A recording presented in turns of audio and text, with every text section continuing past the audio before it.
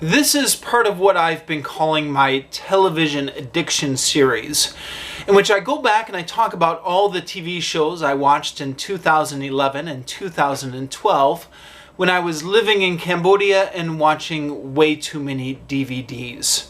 For more information on exactly what this series is and why I'm doing this, I'll link to a video and a blog post in the link down below that you can check out if you care to.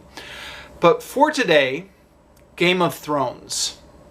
Now, I've actually talked about Game of Thrones on this YouTube channel before. In fact, Season 8, the final season, I did a video review after each season, after each episode in the final season.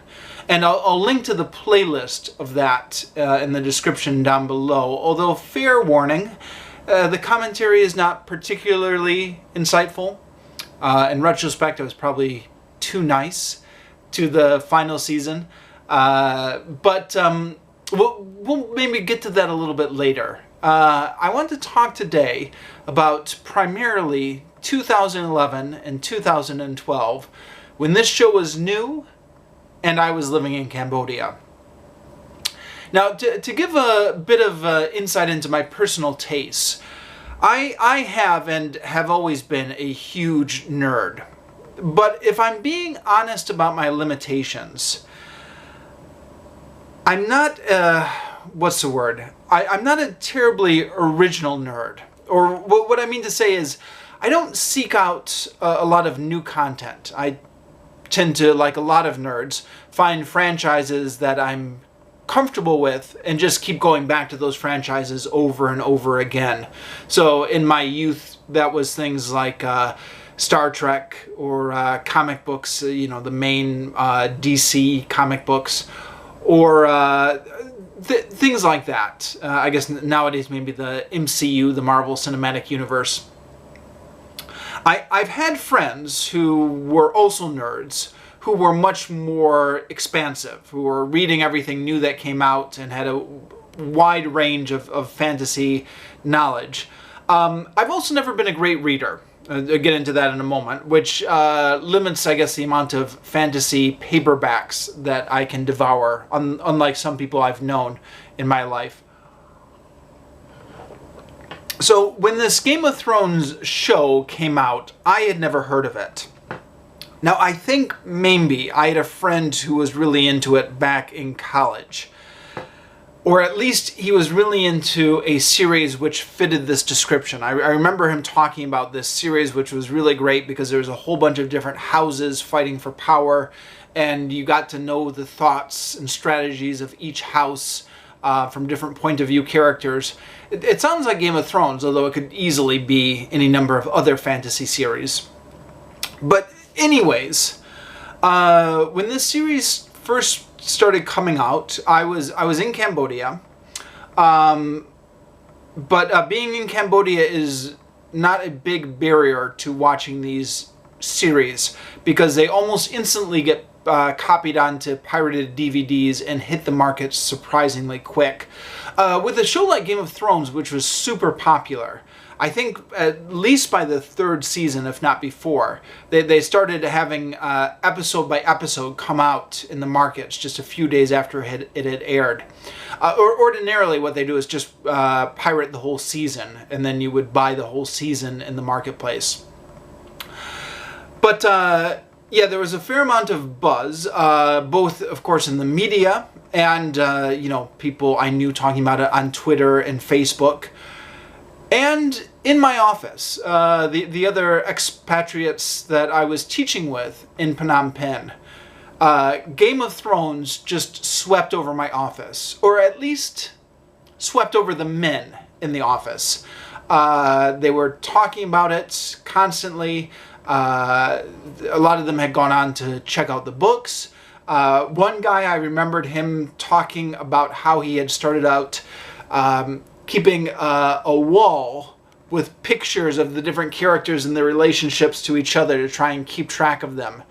And I was a little bit skeptical or hesitant, but I mean, eventually the buzz just generates so much that you get curious and you have to check it out.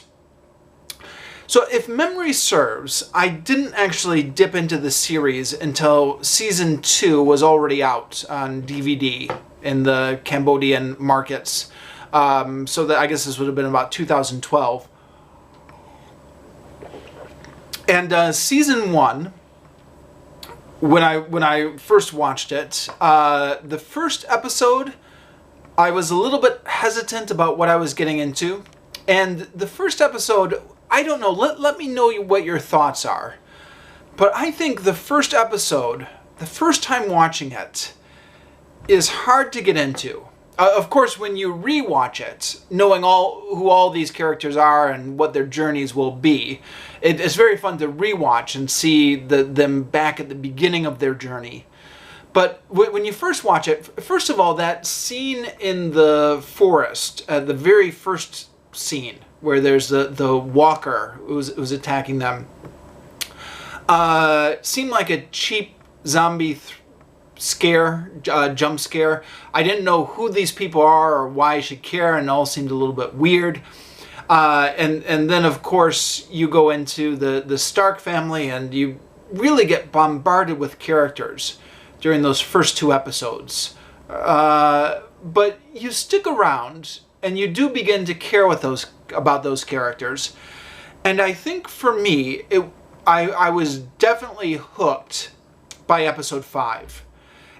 Maybe before, but definitely by episode 5. And when I say hooked, I mean hooked, like completely addicted.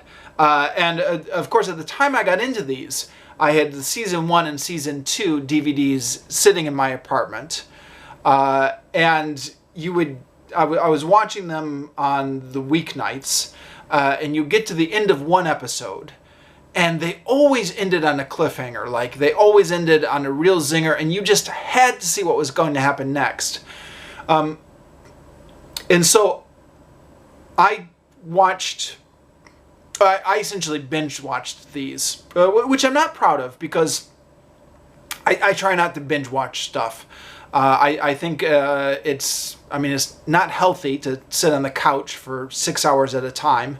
Not good for your eyes, not good for sedentary lifestyle, etc. And plus, a lot of these shows are arguably better savored over time.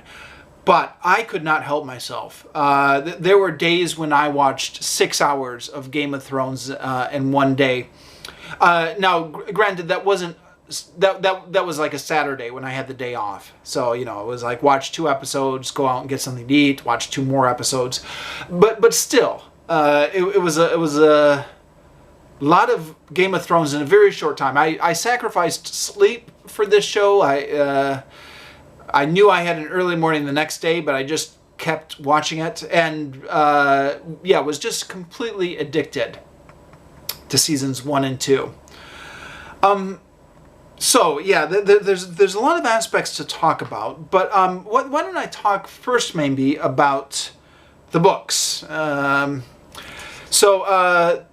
books, I think they were, I don't know, I've been living abroad for so long, I don't really know, but I think they were relatively obscure before the show came out. I mean, according to Wikipedia, the first book in the series was a New York Times bestseller and stuff like that, but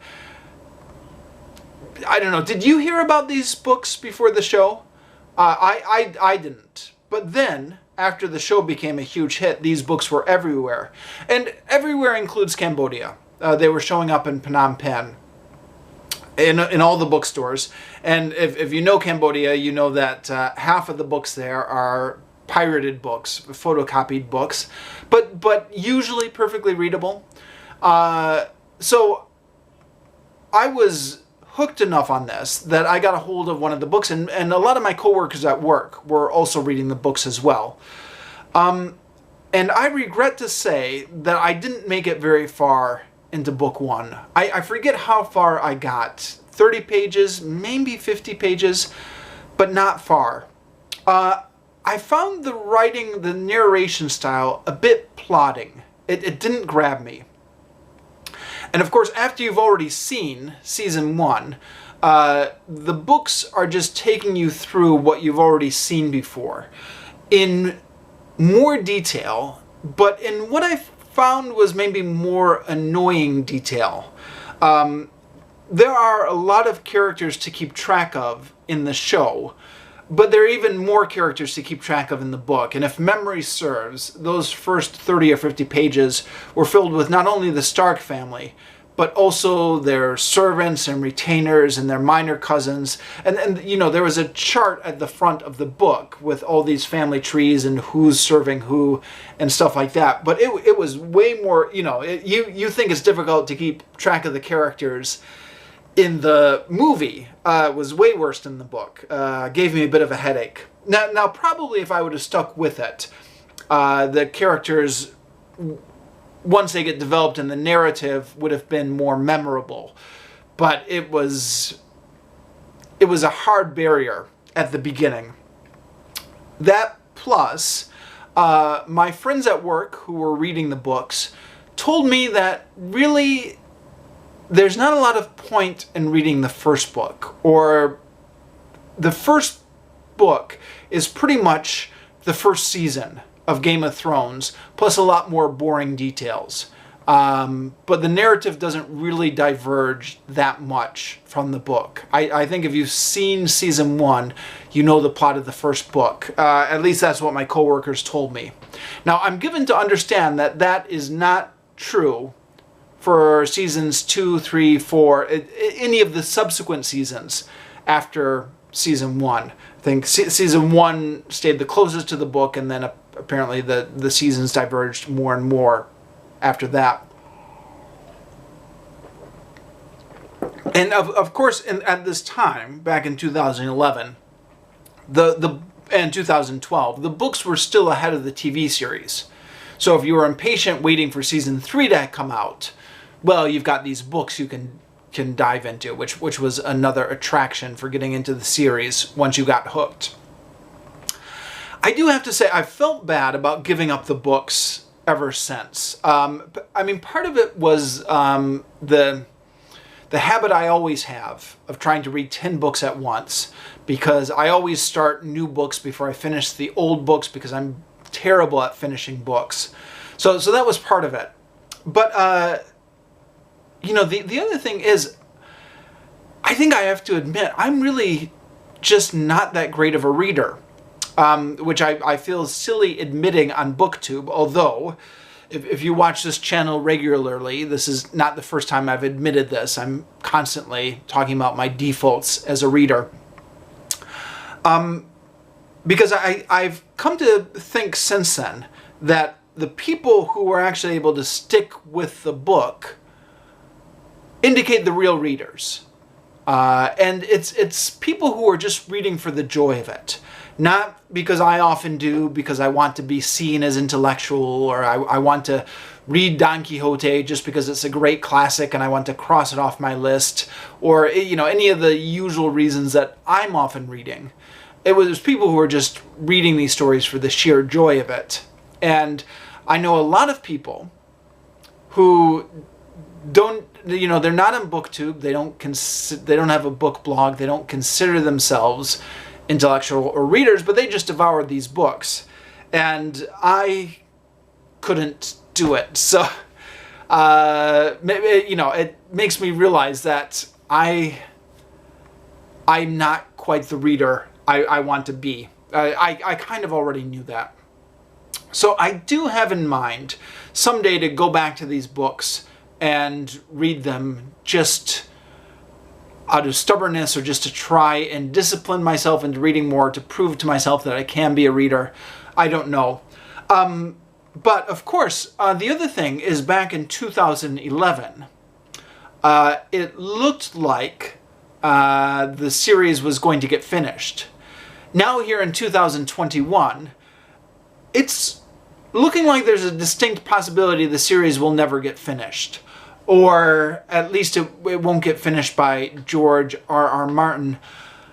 I almost wonder, I mean, I'm sure the publishers will hire somebody else to finish it after he dies, like they did with the Wheel of Time series or a couple other famous series, because it's money on the table, isn't it?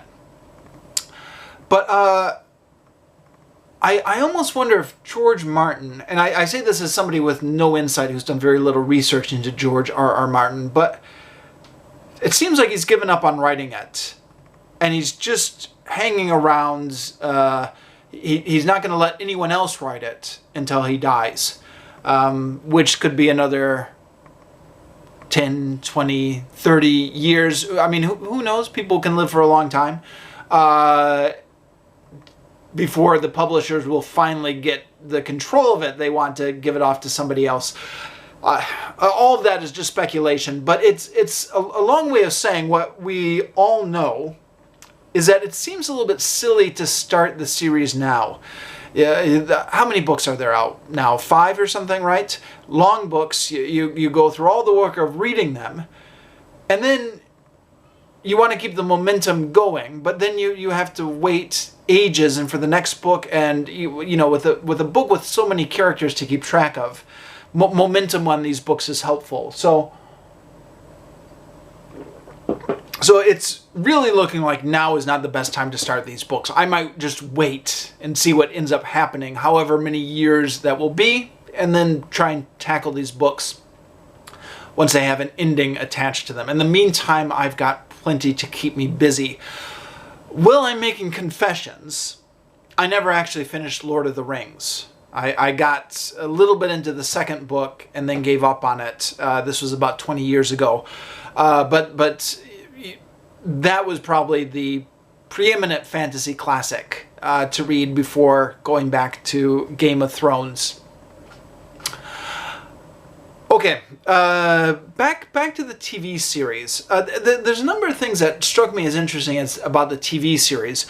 One was I was fascinated by how addictive it was. And again, not just with me, but everybody else in the office. Because it seemed like, and again, especially when the series was new, when this was a new thing, seemed like the type of thing you never thought would be popular.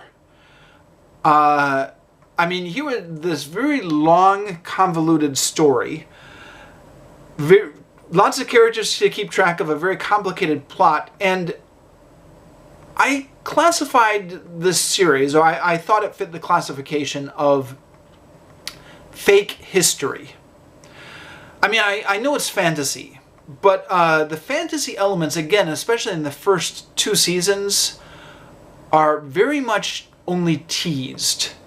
So you know that dragons are coming eventually. You know that the ice zombies are coming eventually, but it's just very teased. And of course that creates that's part of the addictiveness of the show is having these Chekhov's guns very early on that you're just waiting and waiting. Or when will the dragons come? When are the ice zombies going to come? But while you're waiting for that, what's going on in the meantime is fake history. It's like War of the Roses is a common comparison I've heard. Although according to Wikipedia, George R.R. Martin based it on some French Civil War in the Middle Ages that was maybe similar to War of the Roses.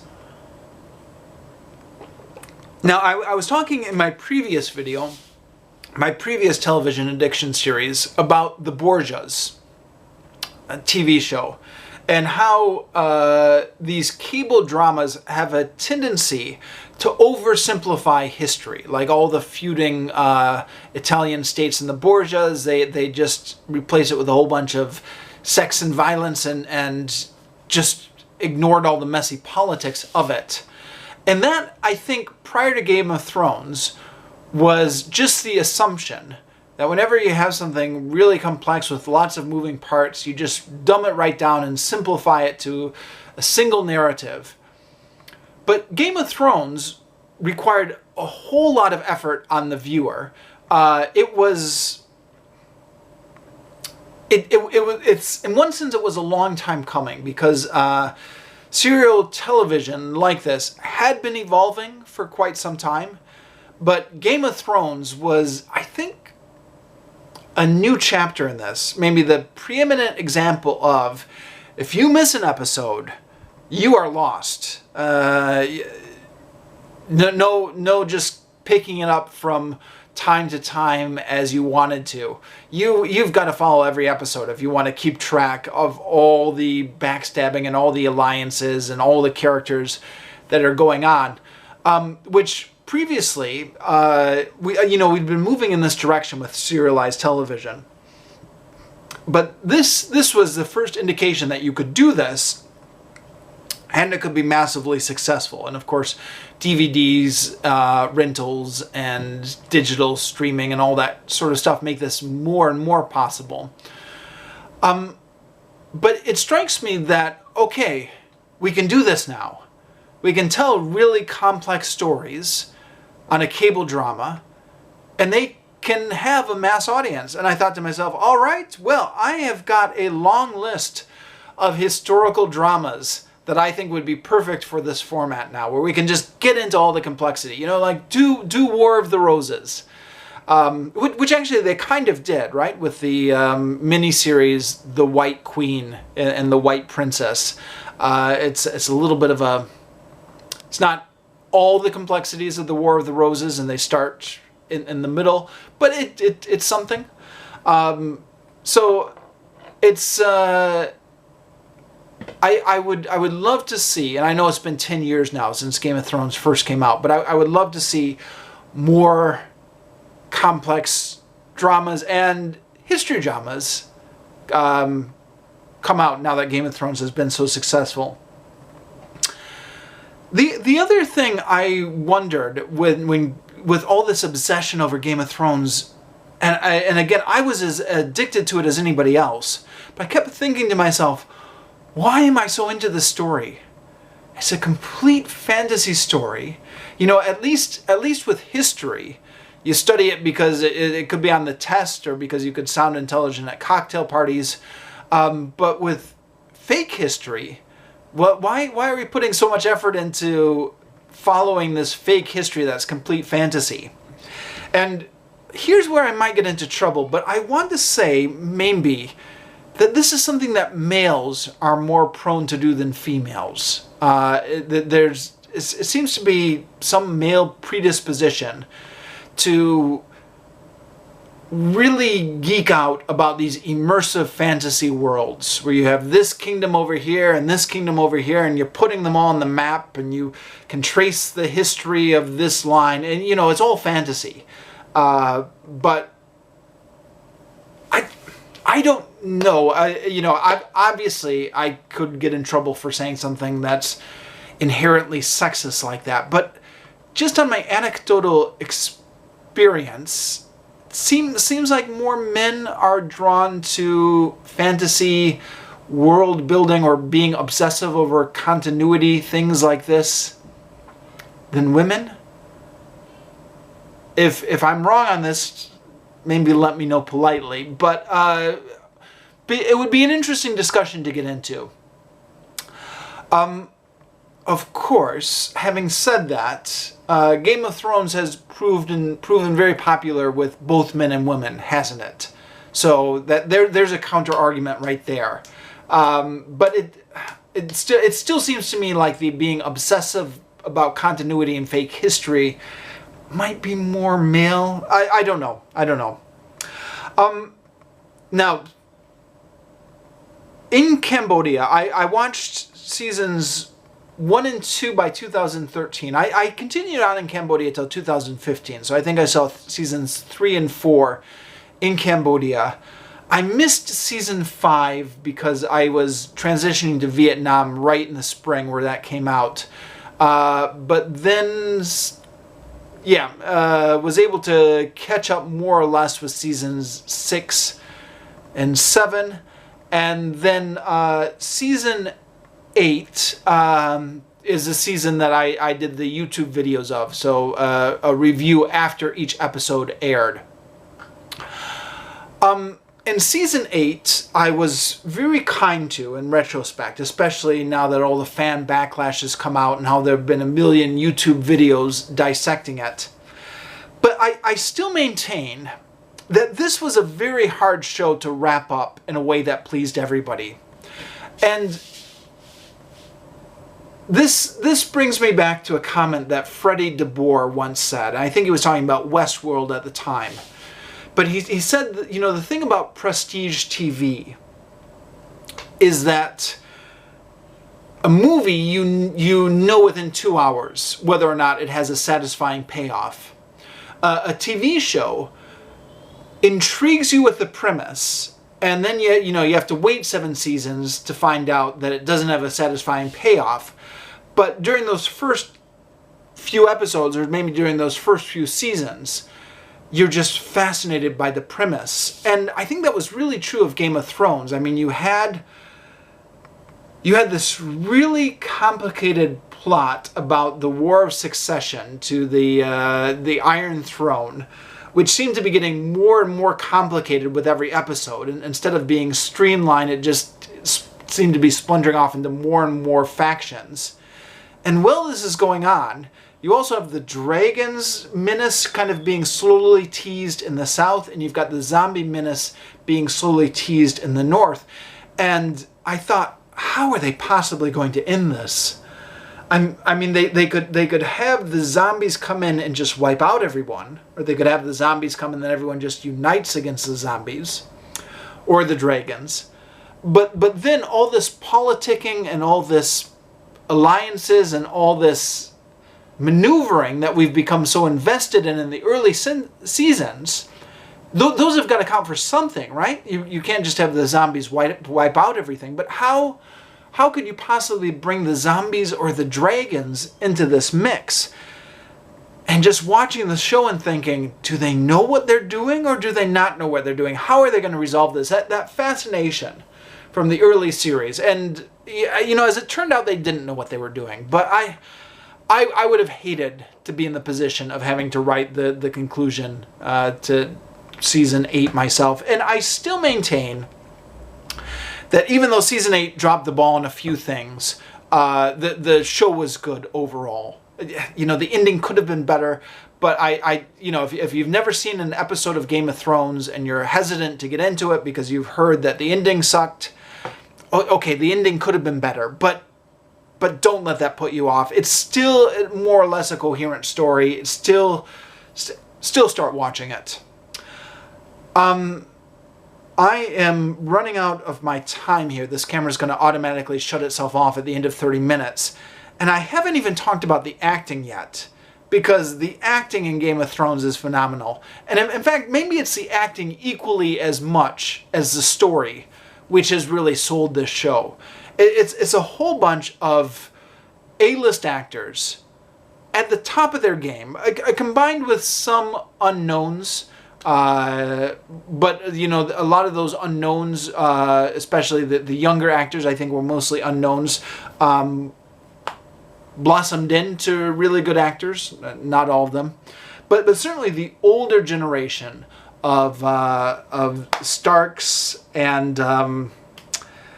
Lannisters and all those other houses. Such great actors in there. The actors really make this show respectable. Well, I don't know. Maybe it would have been respectable even without them. But the actors make it prestige. This is a show you can recommend to your friends and not feel embarrassed about just because of that quality acting. Okay, I'm going to finish off here.